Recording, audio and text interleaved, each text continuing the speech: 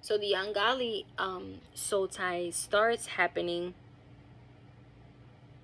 when you are filled with pride, when you are angry, when you are upset, when you are confused, when you are hurt. um, you start wondering and you start going into these other practices that God is not present there. We are not supposed to be going into anyone else before we go to God first. And that is where we fail. We fail miserably when we do that. And I remember as a child, my grandmother would take us get to a healer. And every time you go to a healer, you don't know the people they are paying them to steal our star or to steal our soul, because there's no such thing as white magic and dark magic. There's no such thing as, oh, God is okay with this. No. If anything is manipulation or not naturally given to us, it's because it's not meant to be. So I don't know if you ever come across someone that you just feel like, my soul doesn't hit with theirs. We're not connecting, but you still want to try. Like, your relationship is hurting. The person has put their hands on you. They have called you every name on the book, and you are still trying. And you don't know why you're still trying, and you haven't prayed about it either, because you start calling your friends, you blast it on social media, but you are not going to the source to untie yourself, to disconnect yourself, to remove yourself from that situation. That is an ungodly soul tie. You can't stop thinking about that person. Ungodly soul tie. When you go into a sorcerer and you ask her to read your palm, to do a soul tie, to do an enchanting, that is a soul tie. You are opening doors to the demonic into your life. That relationship is not going to work. I promise you. Nothing that you do is going to work. Why? Because the man is going to believe what's going on, believe that version of you for a while, and then especially if someone is praying for him, that's just going to break. Now, I thank God I did not do this to any person that I've been involved with, except when I was like 15 years old. I might have opened a candle and I backed off from doing it because I got so scared of daring or allowing my body and my mind to go there to try to force someone to be with me. You cannot do that. You can't do that, because you don't know what that's gonna cause the other person. You don't know what that's gonna do to the other person, or you don't know what kind of damage that's gonna do to you. And if it's not to you directly, it will be maybe to your child. Now, certain things that are for sure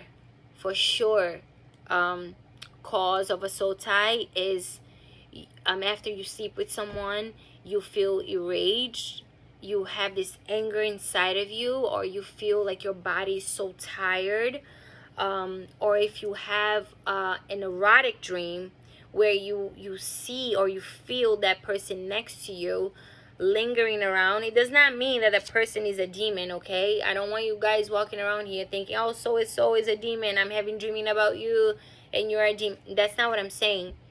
But it is the spirit, it is the gate, it is the door that you have opened to be connected to this person. You over there opening candles, saying prayers to this person to beg them to manipulate them to be with you, when that's not what God wants for you. That's not what God's plan is for you. So that is a soul tie.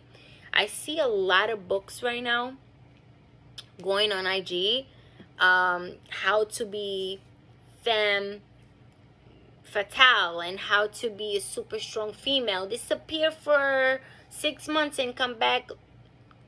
And I've purchased this book for the sole purpose of entertaining, and I read a lot of books. I enjoy reading. And everything there was related to Jezebel and Lilith. And there's another spirit called incubus and succubus, which in a different language, in Hebrew and in Latin, they mean to suck the life out of this other person. They mean to infiltrate their dreams and their thoughts. So I know in men, sometimes when you are feeling the person, you're feeling the girl, and you wake up and you have an erection, that does not mean that you're possessed. That is part of your hormones. Or the same thing happens to the female when we have certain dreams with a man.